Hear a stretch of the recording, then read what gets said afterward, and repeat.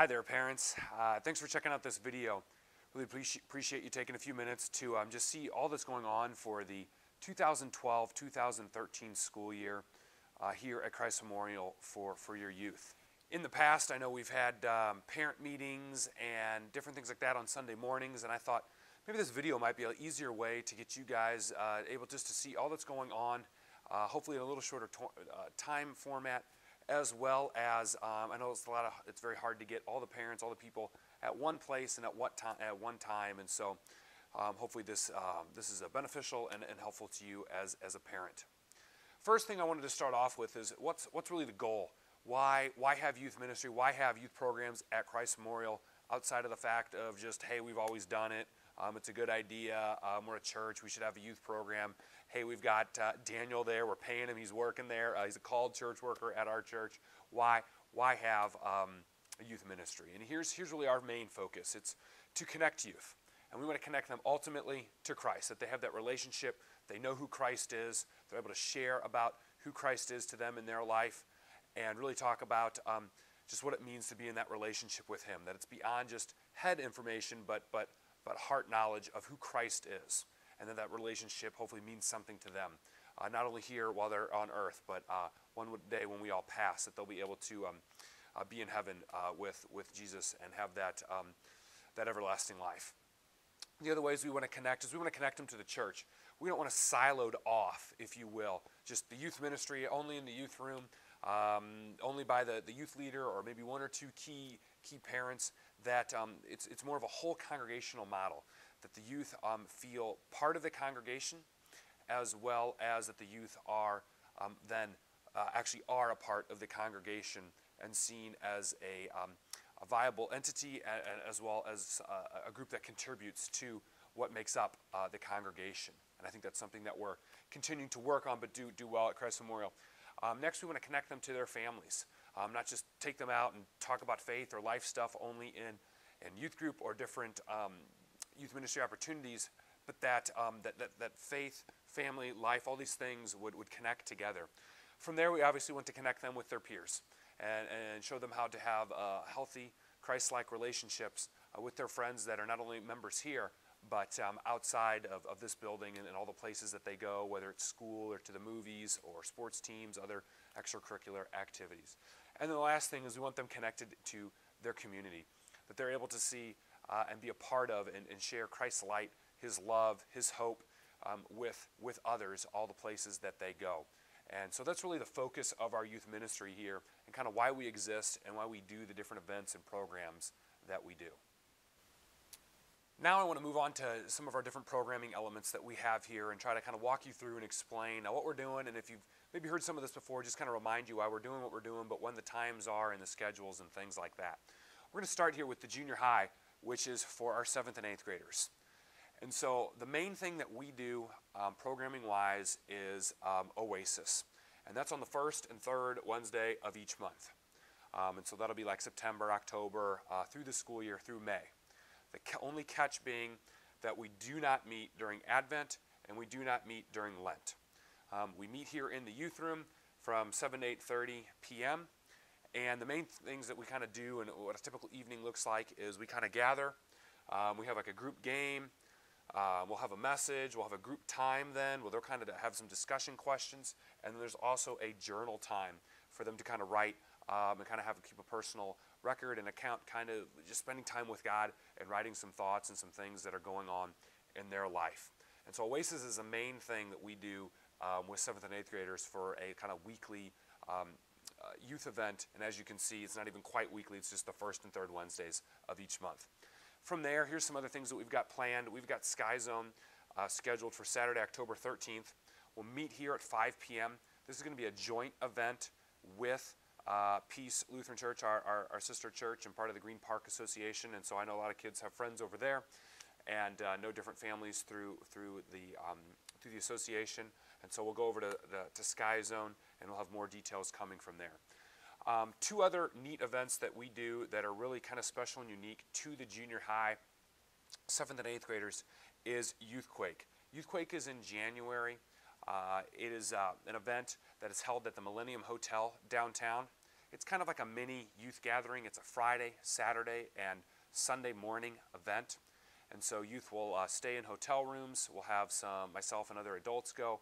And it's really kind of a neat event. They've got speakers, bands, and really a great way for youth to have a weekend where they really focus on their faith in a kind of very corporate, large setting, worship together with other Lutheran youth around town, and from kind of around the country. We have people from like Iowa and Illinois and Tennessee, places like that, to participate and Youth Quake. There'll be more information and sign-up sheets and the price information coming up for that.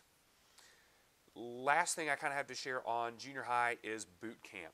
That is in March. That's another opportunity that youth have to have a weekend. We go over to Camp Wartburg, just over in Illinois, about 45 minutes away. That setting works out very well. We've got time to do some Bible study and some group discussions, as well as do some of their high ropes course that a lot of youth enjoy doing, and kind of get to do that maybe sometimes for the first time, as well as do some of the low rope or kind of on the ground team building exercises, which are really helpful for building confidence and self-esteem in junior high youth. We have these opportunities available. Some youth attend everything. Some youth, to be frankly honest, some youth that are members here don't attend any of this. Wherever you guys fall, we really just want to encourage and provide an opportunity for you to know about these events, to participate if you're able to. I believe the youth have a lot of fun on these events. We've got different posters here in the youth room that have the pictures from the events. A lot of times I put together video recaps from each of these events, and so we'll have more information as these different events come up, but really just excited for what we have going on this year for 7th and 8th grade. All right, the next thing I want to talk about is kind of the joint events that we have that kind of happen at the same time in youth ministry, and the main thing is Sunday school. It goes from about 9:30 to 10:15, 10:25, something to that effect on Sunday mornings. Junior high meet in what's kind of known as the game room, the game side, which is just to my left currently, and then the senior high meet here on the right side here, which is got the couches and the carpet. And sometimes we meet jointly together, like we've done kind of the last several weeks here in August, and do a worship, a song time, and a message together. And then for the rest of the time, then we're split. Definitely need parent help with this. To do this, what we usually have is we kind of have one Sunday school leader for the junior high, and then another for the senior high, as well as probably another 2 or 3 group leaders in junior high, and then another 3 or 4 or 5 in senior high, so that we've got anywhere from about 3 to 4 adults in junior high, and probably a total of 4 to 6 in senior high.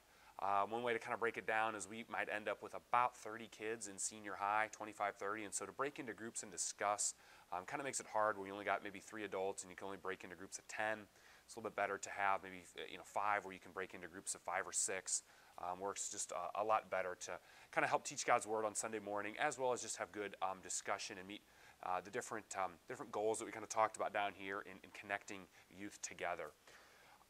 From there, let's switch over to senior high. The main thing this year for senior Y event programming wise is the National Youth Gathering.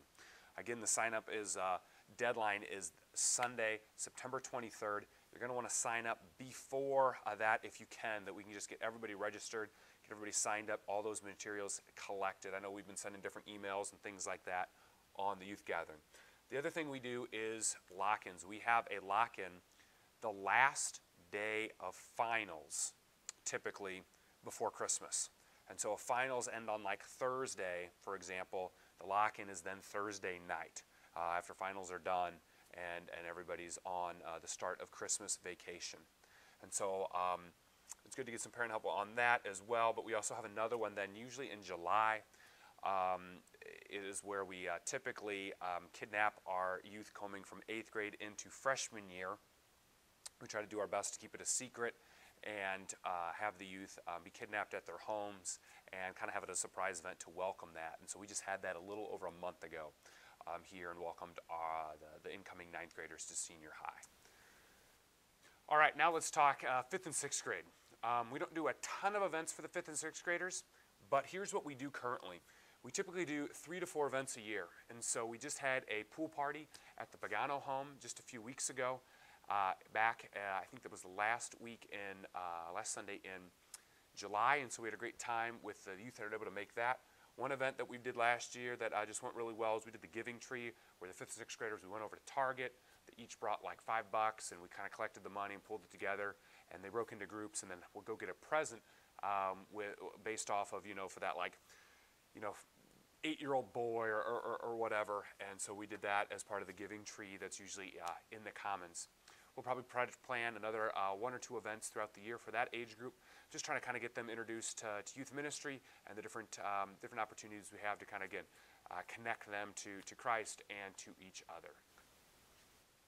All right, the last thing I have is kind of contacting, connecting, how do you stay on top of what's going on?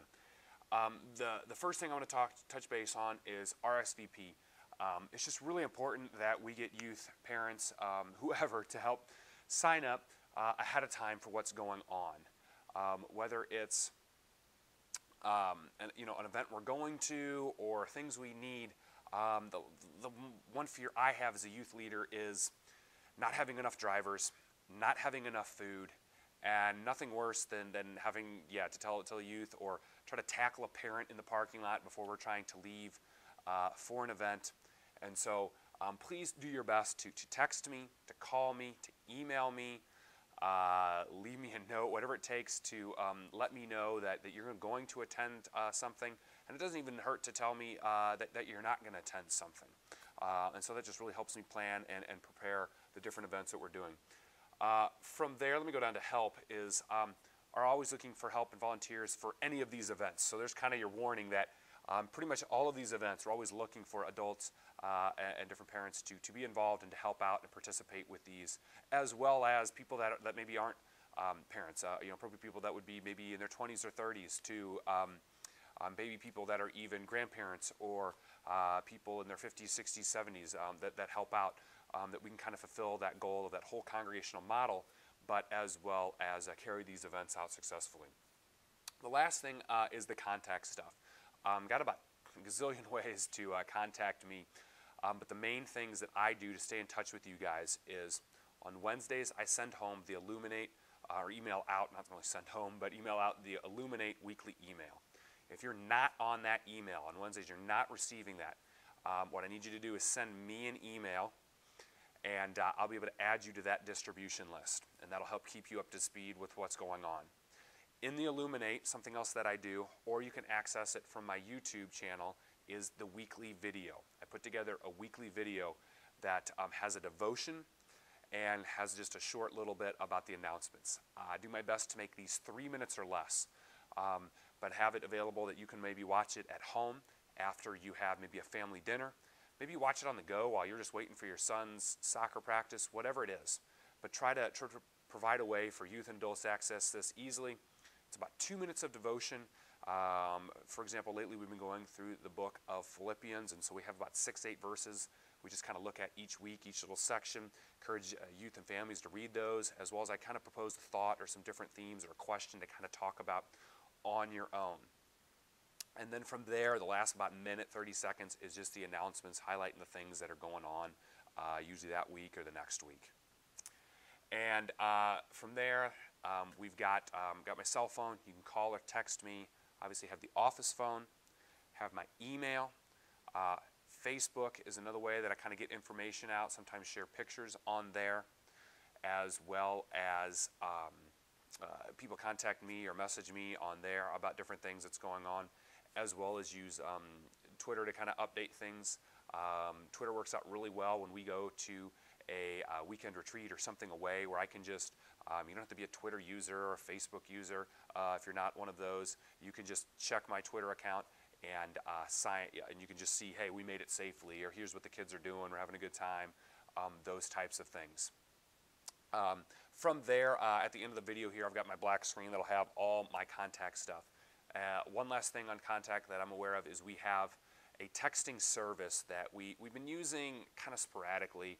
We're going to kind of revamp things and get everybody as best we can signed up on that to make sure you can just get a simple little text message on what's going on with the different activities. So be on the lookout in the next month or so to get signed up or registered for that if you're currently not, or as well as just into the right groups that you want to get text messages on, so that you're not getting a million text messages on maybe like Oasis for 7th and 8th graders if you've only got a senior high youth, for example. So that's really everything that's going on this year for kind of 5th through 12th grade youth here at Christ Memorial.